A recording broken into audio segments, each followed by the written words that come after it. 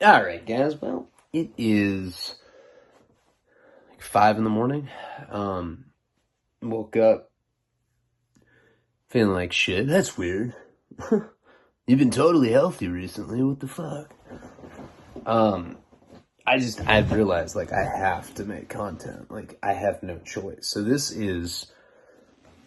It's not. I don't not feel like doing it. I'm just physically unwell. I don't know what's wrong with me. It's not AIDS. Marcel Snow. I know you think if I fucking sneeze, you're like, it's HIV snot. Avi. It's not that. It's not COVID. It's probably just coming off steroids. I don't know. I don't know shit about them. And that was one of the major missteps. But I feel, like I get these like hot flashes. I'm really dizzy. I think I was like going really hard with that stuff. And I was like, I think I read the bottle right. Well, there's no instructions. I was like, fuck it, this looks like a lot. I'm gonna get buff. It was shitty. But anyway, you know, lately, so I just woke up. I set the alarm. Trina's like, what are you doing? I was like, I'm gonna go beat off downstairs. I set the alarm for that kind of shit. She's like, you're stupid. I was like, I'm gonna work. And she's, I mean, this is gonna be a gnarly month for me because we gotta move out.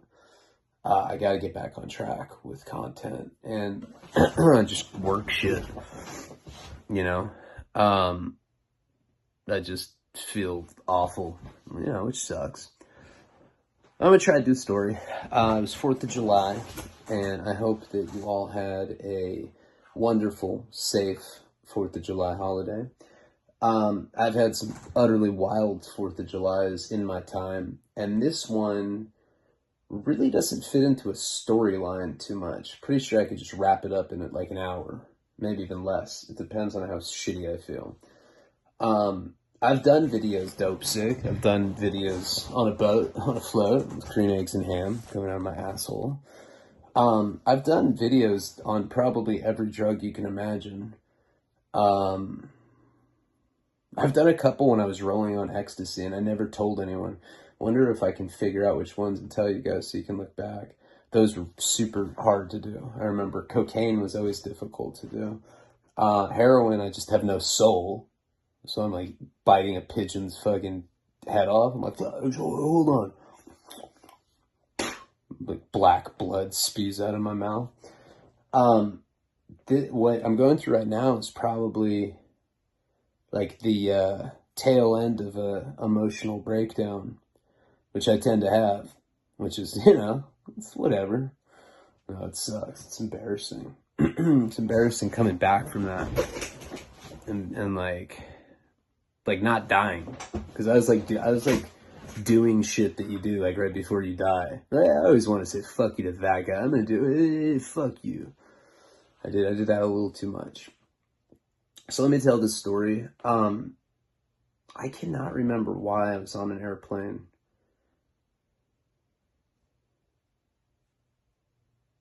It had to have been the period when I was 20 and I was like flying to rehabs. I was 20 when the story happened. For whatever reason, I can't remember where I was on the airplane, but I was taking an airplane. It was, this first part of the story doesn't take place on 4th of July, but so I'm sitting on this airplane, I'm sitting coach. And I always had this habit where I would just strike up a conversation, tell people bullshit about my life. Pretty close to true. But I'd be like, yeah, I'm a pro tennis player. Yeah, you see that shit that they swat on TV? That's me. Like, dude, you're like a child. Are you like in community college or something? Like, no, I'm a professional tennis player. A lot of times people won't buy my bullshit. But this lady sits next to me, and she's probably... See, when you're 20, you look at people that are older, and they look like fucking ancient when you're a kid. She's probably like in her early 30s, like 10 years older than me. But she seemed old, I thought she was like a fucking, like a moth fossil or something. I mean, she was a pretty woman. She looked like Michelle Pfeiffer, kind of. Just imagine Michelle Pfeiffer. She was like in a pantsuit, and she sits next to me. Now, for some reason, I just can't remember where I was coming from, but that doesn't matter. I was flying into Santa Barbara, and it was like a short flight, so it had to be from like LA or San Francisco, wherever it was. This lady sits next to me.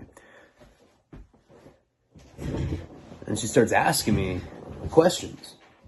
She's like, hey, what's your name? And of course, I lie about that. I'm like, Zan, what's your name? She says her name. We'll say her name is Ashley for the sake of the story.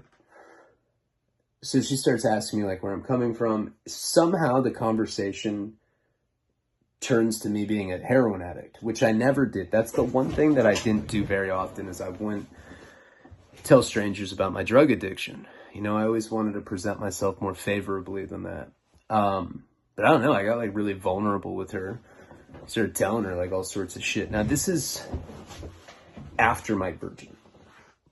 So I told her pretty much that story, kind of cliff notes leading up to it. By the time we landed, I like told this lady my whole life at that point, and I was only 20 at that time. But still, it's like, yeah, then I got abducted by pedophiles in Southern Florida. That was a bitch. You thirsty? Want me to get you gin and tonic? Got you. I know this chick. You know, we're just having this conversation. She was completely enthralled with what I was saying. And she's telling me that she's never done drugs, and she'd gone to college. She went to some like Ivy League school or something like Princeton, or it wasn't that, it was Columbia. But you know, she was like a venture capitalist. That's what she, you know, she went around trying to get money, and she's told me she'd just gotten back from Asia, and she's trying to secure some like $100 million deal. Now, I was definitely a scandalous junkie back then, for sure. But I was never that guy that like targeted women on like a long con or whatever, you know, like, yeah, like I'd fuck a chick to sleep at her house or something. But you know how there's some people that like see that a girl has money and they just like some like con artist periscope plunges out of their chest, and it's like, I'm gonna fuck that chick over. You know, I've never really been like that. But I remember like the kind of deal she was talking about, and this was brief. This was like at the end of the flight. So it's like mostly we talked about me. That's weird. And she told me like a little bit about herself, but in the little time that she told me about herself, she told me that she was like some super rich venture capitalist. I wouldn't say that she was flirtatious with me. I'd just say that she was interested in me. You know, she's just, shit I was telling her is not stuff she probably hears on an airplane very often. So we exchanged phone numbers. She actually gave me her business card. I don't even know if I had a cell phone. I might have given her like my parents' landline. I don't know. Some of this shit's hazy. It doesn't really matter how I met her though. But after that airplane conversation, there's a time right before I met Jenny, and I was strung out in Santa Barbara, and I was in my room, and I was completely doped. I remember I woke up, and I was just going through it. You know, it was back then I was doing a gram a day. I had no hustle. You know, I'd be like, Dad, can I borrow $20? He'd be like, okay. He'd like give me 20. And then I'd, Mom, can I borrow $20? And I'd like have enough for a half gram. It was a really pathetic existence. I middleman drugs a lot back then, coke. I've talked about all this, but I remember I was getting dope sick so frequently back then. Someone had told me that if you had a weighted blanket, like some sort of blanket that like was weighted, I don't even remember what it was called, but it was like, it was like ribbed, and it was almost like a weight vest that you'd work out with, but it was a blanket like that. And some old junkie that I used to score from I think I've talked about him before. He's this Mexican dude that lived with his parents who's like in his 40s. He was like really into punk rock, like newer punk, like MXPX, Pennywise, shit like that. But he'd like have a mohawk. He'd be like, "Shut up, mom." They'd be like, "You're 40 and you're still doing heroin. You're gross." He'd be like, "Yeah, shut up, fucking punk." It was really awkward. It was like one of those people that was awkward to be at his house. He was always like saying crazy shit to his parents. And he was old. That's what made it weird. He wore weird shit. Overalls, like bleached overalls. He's like, "Yeah, I bleached it myself. DIY." You know what I'm saying? It's like a poser punk guy. Whatever, And he had taught me about this weighted blanket. How when you're dope sick, if you've never come off heroin or an opioid, it's fucking horrible. Your skin crawls. You feel like you're jumping out of your skin. You get restless leg syndrome, so your legs just like twitching. And when you're laying in bed, you start thrashing. I mean, it's the most uncomfortable shit ever. You get really hot, then you get really cold. You're sweaty. You have horrible anxiety spells where it's like in a movie, like in horror movies where it's like, bah, bah, bah, like when like it's trying to emphasize anxiety. That's how being dope sick feels like. Like you get this like real palpable anxiety. And you're restless. That's one of the worst parts. That may not sound like a bad, symptom or whatever. But one of the hardest parts about being dope sick is how restless you are. Like you just cannot get comfortable. It fucking sucks, right? It's like light out. Jesus Christ, what a crackhead I am. Landlords are like, Jesus. Oh man, I feel so shitty right now. Talking about being dope sick doesn't make me feel better. But if you wear this weighted blanket, like this old punk rock heroin connection I had told me to do, you like couldn't move. It was weird. Like you try to thrash and you'd just be like stuck there. My parents would come in all the time and I'd be like suspended by this weighted blanket, all dope sick. I'd be like, my dad would be like, "Just checking on you. Your room smells." I'm like sperm? He's like, "No, Ryan, not like sperm." And he'd just like walk out. But Diane, he's so weird. I think he's on mushrooms, whatever it was. So this one morning, I'm like in my bedroom with this weighted blanket, dying. I think it was like on day 2 of being sick. Day 1's bad, full of like panic attacks. But by day 2, like the real like physical nightmare of it starts, where you're like diarrhea, puking at the same time, like some like deformed Christmas ornament or something. It's so nasty and you stink. And that's one of the worst parts too. This floodgate of like hypersense opens up, so you can smell everything. Like if somebody farts like a few blocks away, you're like, "Oh, Asian fart, gross. Oh, I'm just gonna suspend myself in this blanket." It's really weird. You get this like hyper precise sense of smell, so everything stinks, and you get in your body, just the drugs pouring out of your pores smells like ammonia. And at this particular time, I had to fart, and I'm like sitting in there. This is day 2, so I'm like really sick at this part. And then that farts betray you when you're done, and it just happens. You think it's just gonna be like some poof, and you shard. I mean, it's gross, but it's what happens.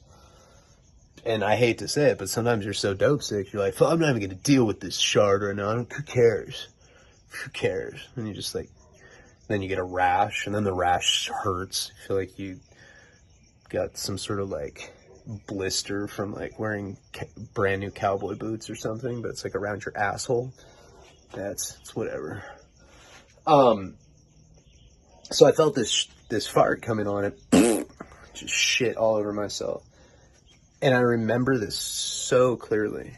Like I like have this weird weighted blanket on me. I don't even know where I got that thing.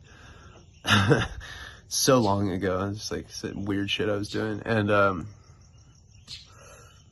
I shit my pants and I could like feel it running down my leg. It felt like roly-polies, like, it didn't feel like shit. It felt like bugs, like, tumbling down my ass cheek, like, onto my thigh. And I remember just start crying. I was like, oh, I'm such a loser. And then immediately the addict voice, it's like, how do I get money? Then you won't be a loser. You're like, I know. All right, let's talk. What's up? And I don't know why, but I remembered this girl.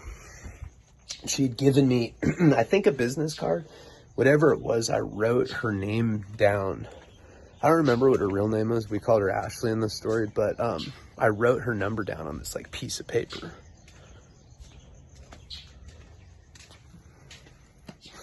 And it just said like her name, and then like in parentheses like multi-millionaire, like venture capitalist I met on airplane or something. I had like all sorts of notes like that, like, you know, girl that I think's a dude but could be hot. Check again if on crystal meth, or, you know, shit like that. Oh god, my stomach. It's another thing. I had this weird shit like where my stomach just, it's like sour. It's like not shitty, but like sour. I'm trying so hard to do a video because I know how bad I need to. This is a good story too. So I call her, and in my mind I was like, all right, one of my best skills in life is telemarketing. I'm going to get her to Western Union me money. Like back then, my mom used to Western Union me money all the time when I'd be like in different states, and like ex-girlfriend, various people would do this for me. And she picks up, right? And I was calling from, my parents had a landline, and it was like a portable phone. She's like, hello? I was like, Ashley? She's like, yeah. And I was like, it's that cute junkie you met on the airplane. This is probably like 4 months before, a few months before, I don't remember. But it wasn't like, not too much time had passed, and she remembered me. She's like, oh my God. She's like, I thought I'd never hear from you. And I was like, yeah, I'm in a really bad situation. I just got evicted. You know, my roommate was gay. Came on to me, of course, because I'm hot. Ashley, I have nowhere to go. I'm just going to lay it to you flat like that.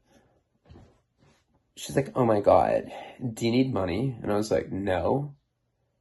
She's like, okay, good. Guys always use me for money. I was like, fuck, I shouldn't have said no. She's like, but I'm actually going to be in your home state. And I was like, yeah. And she's like, yeah. She's like, and look, I know you want money because everybody wants money from me. And I'll tell you what, if you go out to dinner with me, I'll give you $400 or something. It's like 400. It was like, whatever it was like a decent amount for me back then. You know, I was like used to hustling up $60 a day. 400 was like winning the lottery. I think that's what it was too, $400. She's like, if you go out to dinner with me, I'll give you this money. And I was like, of course in my mind, I was like, I want to fuck her. I don't even like girls anymore. I just do drugs now. You know, I was like in that phase. So I agreed to it. And, you know, it's like one of those things when you're dope sick, everything is kind of like a blur. But like somehow I convinced her to Western Union money. She sent me the money, and like I'd shit my pants, remember, earlier that day. And I remember I'm just so grimy back then. I just like got like old like boxers, wiped it as best as I could. There's probably still like crusty shit on me. And I like throw on my, you know, whatever outfit I had at the time. I was like, Dad, I need a ride to the grocery store. Millionaire venture capitalist just Western Union me money. And my dad was just like, oh my God, you're so annoying. I'm like, so he ended up taking me. I get this money. And I get a bunch of dope with it. I actually got enough. I think I got a half a piece. I think I got like 12.5 grams. Whatever it was, I got enough off the money she sent me to start selling it on like a small level to like my junkie friends, where I could like do it for free every day. So she ends up calling my parents' house week later, 2 weeks later, whatever it was. And like by that point, I'm like, I'm good. Like I just sit in my room at my parents' house and like watch like old VHS tapes, like Ghostbusters and shit. Smoke Marlboro Reds like inside the house. My mom would be like, Ryan, are you smoking? I'm like, no. I'd, like put it out in an ashtray, and I would just be all gout out on heroin. And my mom. So my mom comes in the room, and I was watching a movie. And she's like, Ashley? She's like, she sounds nice. I'm like, Mom, she's worth hundreds of millions. Give me the phone. Ashley, what's up? I'm like so loaded at this point. Like it's ridiculous. Like my face is like so like pizzaed out, you know, just from the acne and from like scratching it open. And so they become these open sores. And so Ashley, is like, hey, stud, you know, and it became this thing where it was like a MILF type thing, or like a cougar, like that found me. I don't think she found me physically attractive. I think she, like my personality or something. I mean, because I was repulsive and my hygiene was whack, even whacker than it is now. She's like, I'm in Montecito. Are we going out to dinner tonight? And I was like, I'd like completely forgotten about it. Again, I'm so strung out that like I'm in no condition, not only to like potentially hook up with someone, to sit through a dinner at that point would be like nearly impossible. Like the whole time I'd be not like, so I'm just doing these, I'm like a pig, you know, I've always been a pig with heroin. I'm doing these big ass shots, just not giving a fuck. But I knew, like, I think my logic was that like I could get more money out of her or something. I don't know what I was thinking, but I ended up going out to dinner with her. My dad had to take me. He was like, drop me off down the street. So I go out to dinner with her, and it was weird because I was strung out. And when you're strung out, you become literally asexual. You know, we're like you don't, I didn't even beat off back then because I was just so strung out. You definitely, like when I'm normal, when I'm sober, and I see an attractive woman, just like anybody, you see someone attracted from the opposite sex, like some like primal bell goes burr, and you like notice the person. That fuse had gone out because I was strung out. Like I didn't beat, if you beat off during like when you're strung out, it's like giving yourself like hand rug burns and shit. Like it hurts. You can't come. It's worthless. You're like, this sucks. See what's on TV. Ghostbusters. Fuck yeah, I'm gonna smoke. Shut up. No, I didn't do nothing. Fucking love my life. Alright.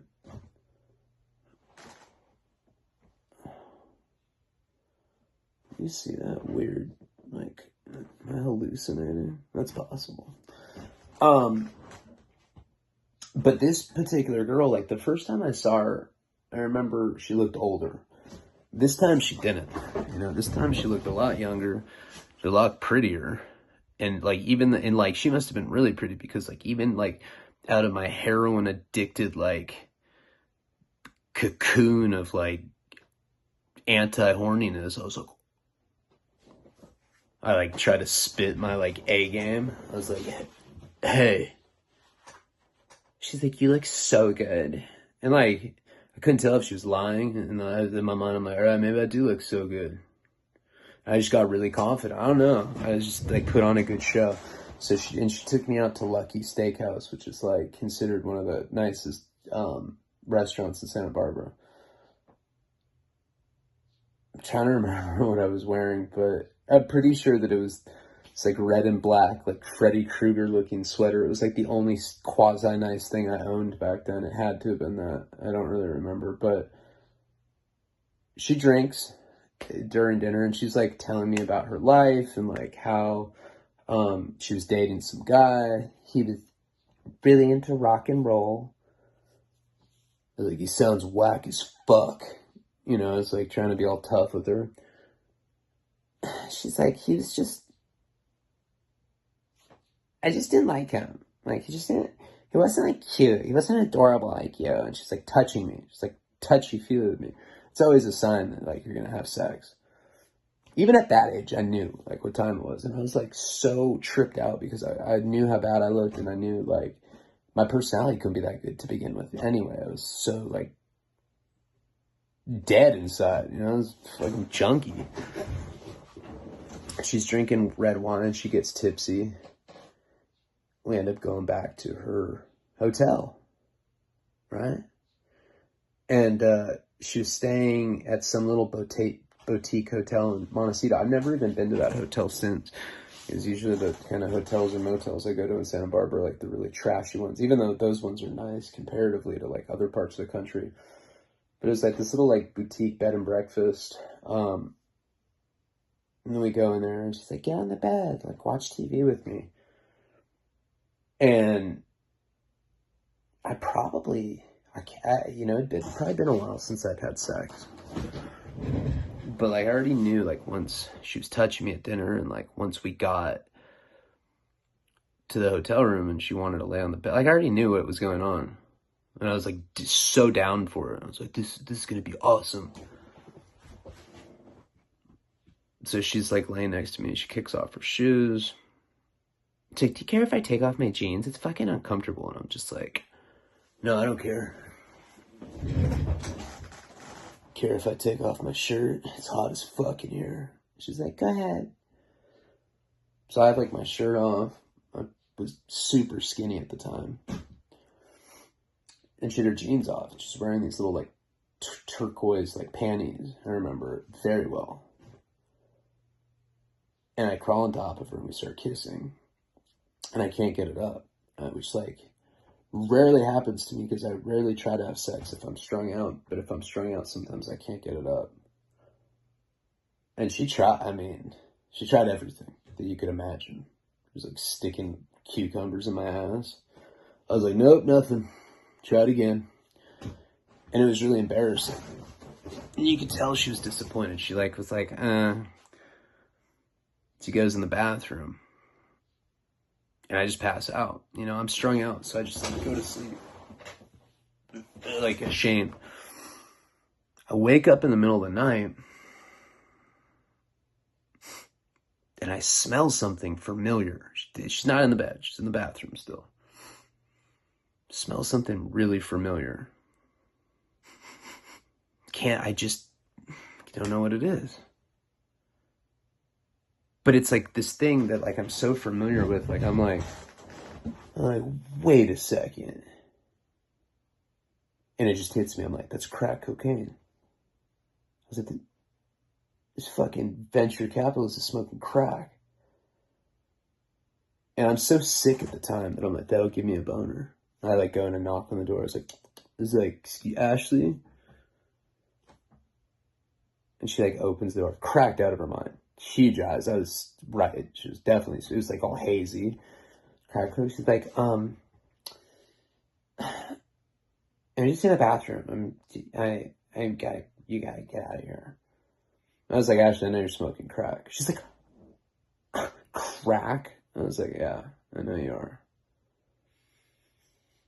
And I was like, it gives me boners, Ashley. And she like pulls me in. And she's like all cracked out and like horny.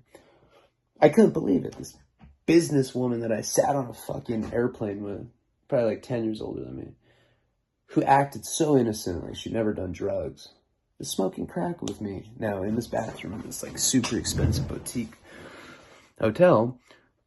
And let's just say the crack does what it's supposed to do to me. And I'm able to function like a normal person. And we have sex all night. Well, all day, really. At some point, she gives me Klonopin. I pass out on the bed.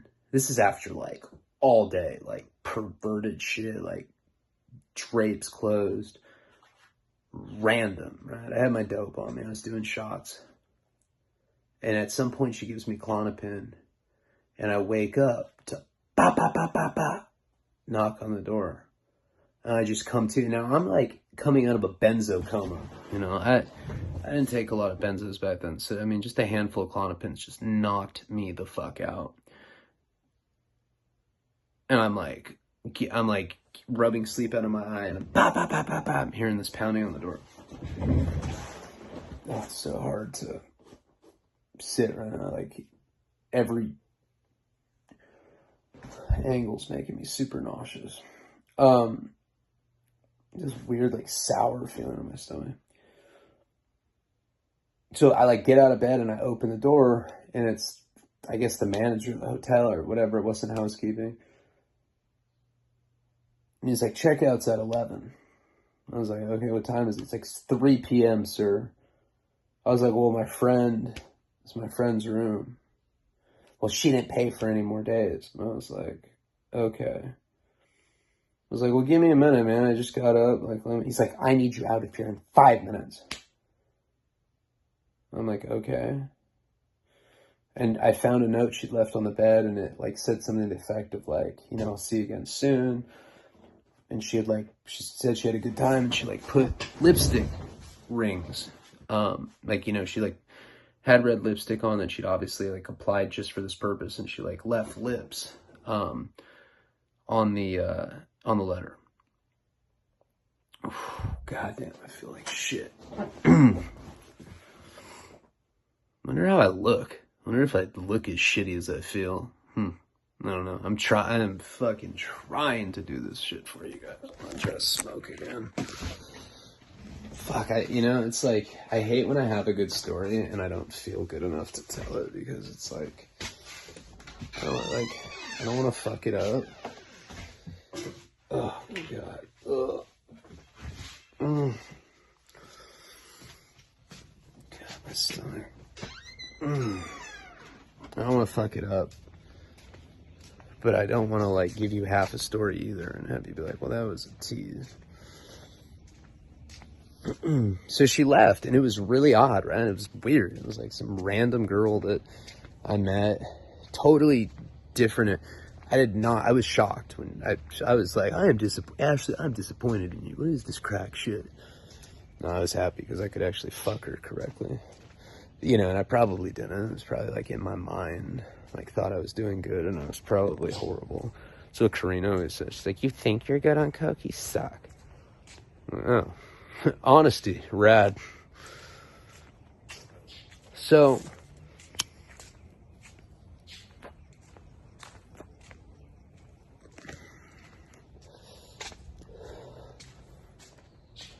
I don't hear from her again for a while. You know, I call her a few times. Now she knows my parents, like a landline. It's like, you know, as I'm calling her cell. I don't hear from her for a while. You know, it's like at least a couple months. I just keep going, and I'm strung out. It's like the summertime in Santa Barbara. And randomly, I come home one day. It's probably out like selling heroin or whatever I was doing at the time. I may have even met Jenny. I don't think we were dating yet. This is like before Albuquerque. It was before I'd gone to that rehab in Orange County. And I get a call from her. Just like, you know, my parents told me she had called. And I call her back. And she's telling me that she's living with some dude. And he's been physical with her. And she wants to leave him. And she's like crying to me. Like at first she's calm, but then like the conversation gets like really like hysterical. And she's like crying. She's like, Ryan, I need to come out there and see you. I need to come in your house. Do you still live in that mansion? And I'm like, God, did I say that? I was like, well, you can't come out here. She's like, why? And I was like, because I live with my mom and dad. She's like, what the fuck? How old are you? I was like 20. She's like, you said you were 29. I was like, fuck. Can't remember the things I told her. And she's like, okay, I have his credit cards. I'm going to fly you out here.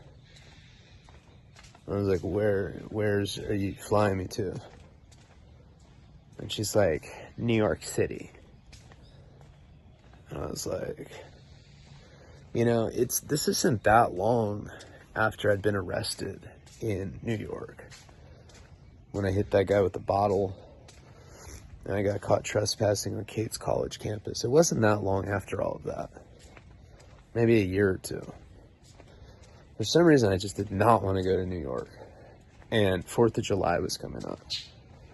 And she's like, there's this lake, upstate New York, like a river or some shit. I think it was a lake, though. Whatever it was like in the country of New York, countryside. She's like, you know, I'll get us a place. We can spend 4th of July together. She's like, I just need to see you.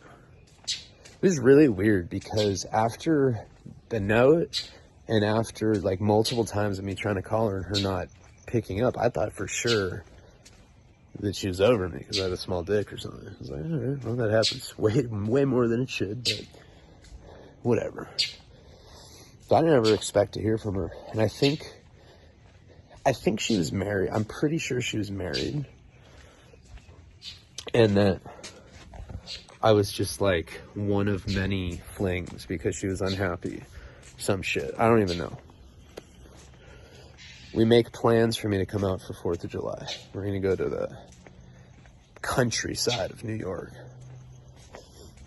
But she's like, the first couple nights you're here, I was supposed to go out there for a week. And she's like, the first couple nights you're here, we're going to stay at my sister's. I was like, all right, cool. You know, I was like, does she look like you? She's like, shut up. So back then, they didn't have like full body scans like they do now at airports.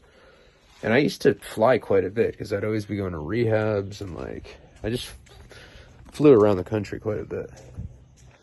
And whenever I would go places, I'd bring dope with me. Just hoop it. I like hadn't even been to prison yet. I was already doing shit like that. I was like, I'm just gonna stick drugs in my ass. Who cares? And I remember I was sketched out about bringing a bunch. I only brought like a gram or two. Put the syringes on my carry-on. Yeah, like back then you could do that. I heard someone was telling me you still can, but I would not fuck with it these days. This was post 9/11 when this was happening, but it was 9/11. It only happened a few years before, and it hadn't gotten as crazy as it is now, you know, with security. So anyway, I poorly planned this out. Didn't have enough dope to like, and I'm like, fuck, it's New York. It's easy to score there. Like, I already had friends there from like when I was in school in Massachusetts. I knew people that had like gone and moved on to New York. I was like, it'll be easy to get dope out there. Boy, was I wrong. So I end up flying out there. And when I get to the airport, I had a cell phone at that point. The plan was that she was going to pick me up at the airport. She had left her boyfriend or whatever it was, husband, I think. And she was staying with her sister in Manhattan. She was supposed to pick me up at the airport. I fly out there. And like at that point in my life, I was probably doing like a gram would be like 4 shots for me. And I remember like, I didn't do dope the whole time on the airplane for some reason. And like right when I got to the airport, I went and I did a shot. Now, rarely has this ever happened to me in my drug addict career. But I'm like in some, you know, I'm like in a handicap stall. If there's like a diaper changing station, I always do that in a bathroom when I'm doing heroin. So you can like, what a piece of shit I am. You can like take the diaper changing station down and like do everything you need to do on the diaper rack. And I end up doing like a fat shot, like a half gram or something, like way more than I normally would. And I must have left the dope. What little I had on me, I think I had like a gram left, maybe half gram. I left it. and I did way too much. So not only did I do too much dope, where I was like belligerently, like almost drunkishly high on heroin, but I left my dope in the bathroom. And I leave to go get the one bag that I checked in. She'd like sent me money and everything to do all that. And so I go to look for my bag.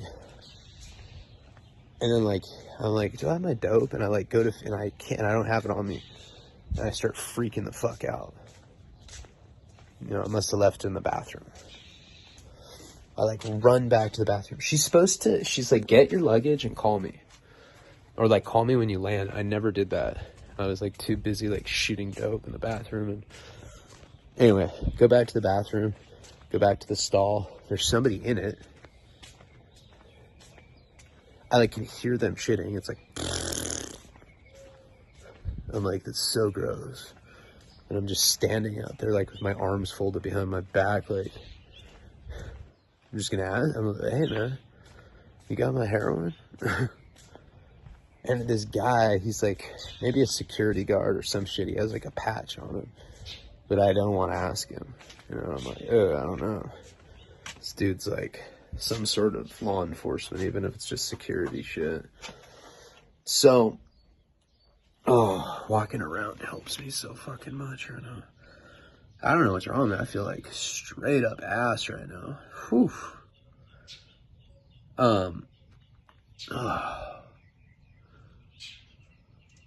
Anyway,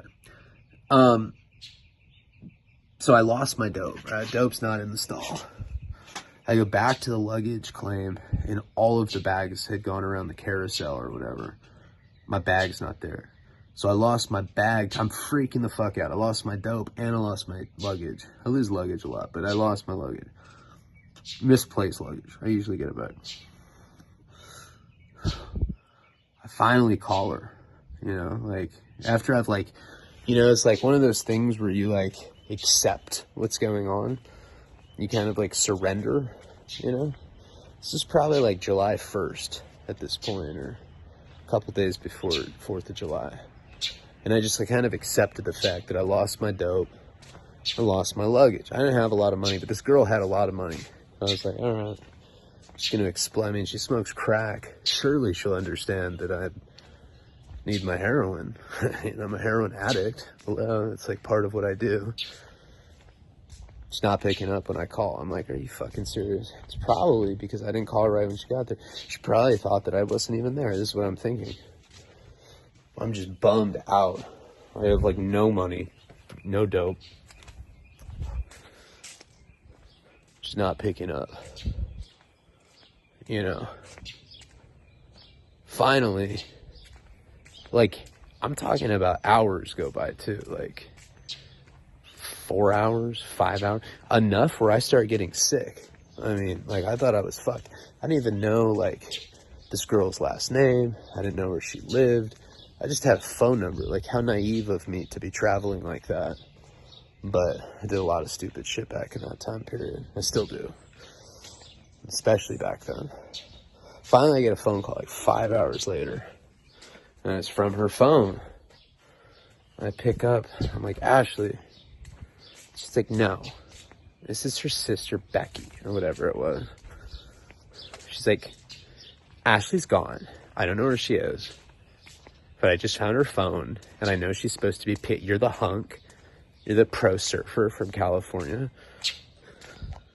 I was so far from being a hunk or a pro surfer. I was like, yeah, all of that. Sup? Where's Ashley? She's like, I don't know. I think that so-and-so, she says like some name. I think Blake has something to do with it. She's like being real hysterical. The similarities with like the hysteria between these two women are so identical. I'm like, definitely sisters. And I was like, well, can you come get me? I'm stranded at the airport. And she's like, take a cab. And I'm like, I don't have any money. She's like, what do you mean you don't have money? I'm like, well, I lost my check-in luggage. And that item, you know, my wallet was in the luggage. She's like, oh, for Christ's sake. she's like, well, I'll order you a cab. I was like, all right, cool. I'd never been, all I knew was that I was going to her sister's. Like, I knew nothing more than that. And now it sounds like I'm like, it's like some marital drama or whatever, relationship drama that I like I didn't really want to go on this trip to begin with. I don't know. I think I thought she was going to give me money, or it was the sex. I don't know what I was after, but you know, I'm like sitting in front of the luggage claim, like outside. Taxi comes, some Middle Eastern dude. Ryan? I was like, yeah. I gave her a description of what I was wearing. I was like, get in. All right, cool. So I'm in the back of this cab, and I'm like, hey, man, I think I don't know. She sent me some money, too. And I had, like, I think my parents gave me, I don't know, I had some money. Just wasn't willing to spend it on a cab. And I asked the cab driver, I'm like, hey, man, can you take me to a place to score drugs? He's like, no.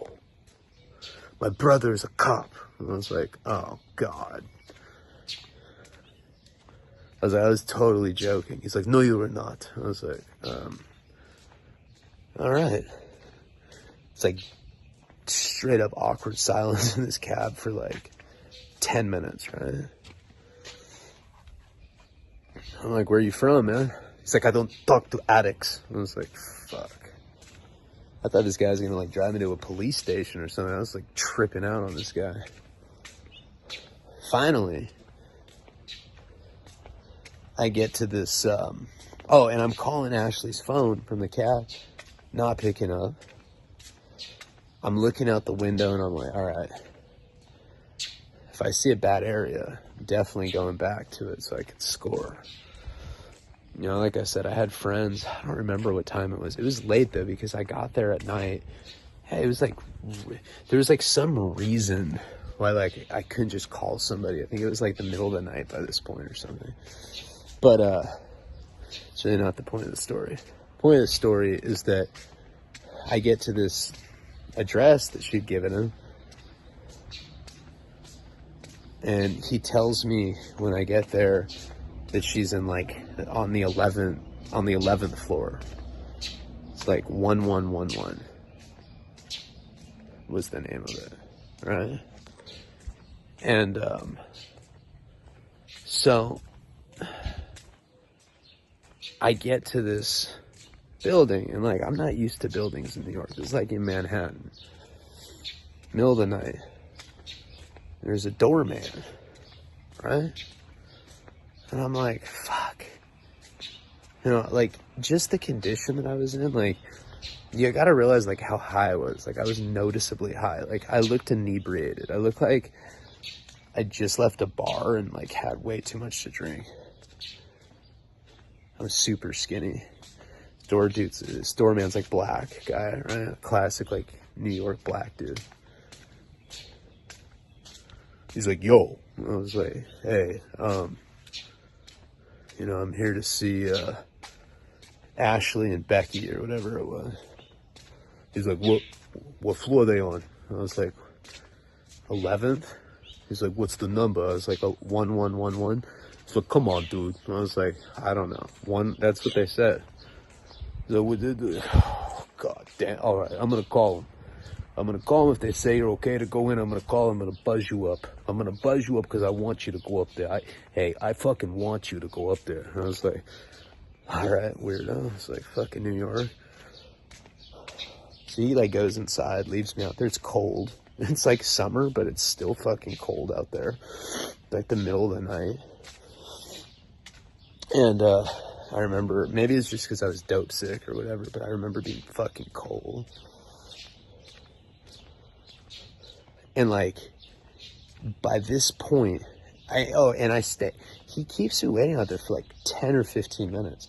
Now, I already had dope sickness like creeping up on me. For whatever reason, that like 15-minute period that he left me out there and I was cold and like shivering, just like made me feel more dope sick.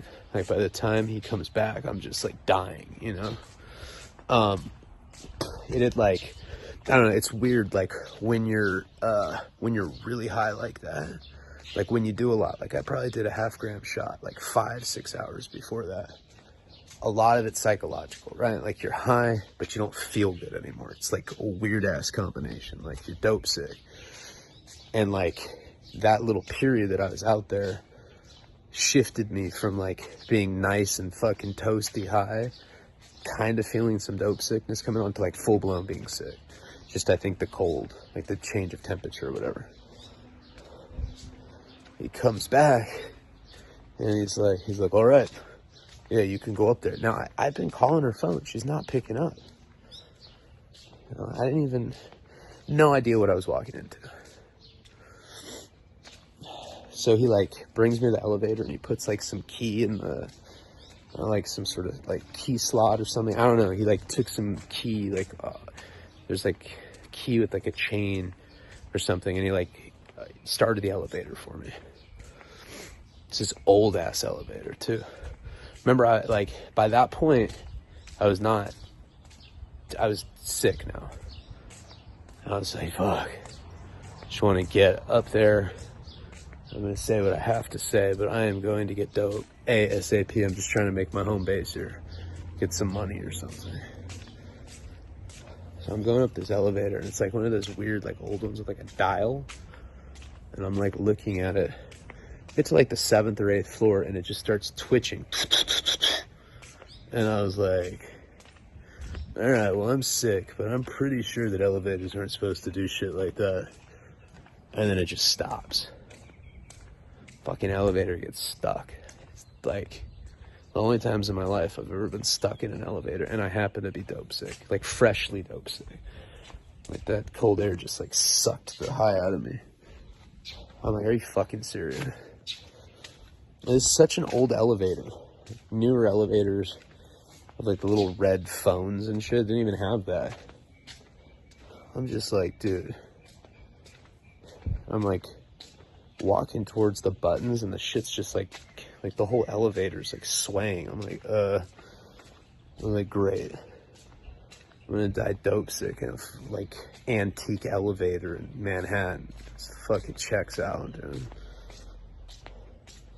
I'm petrified that this thing is gonna collapse. Like, it literally just stopped, right? I don't know what to do. So I just start yelling. I'm like, hey! Help me!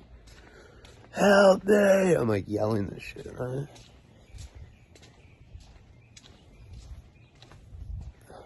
And like, it was like good like 3-4 minutes, like until my voice was practically going out. I'm screaming, help me. And you just hear someone go, dude, shut the fuck up, dude.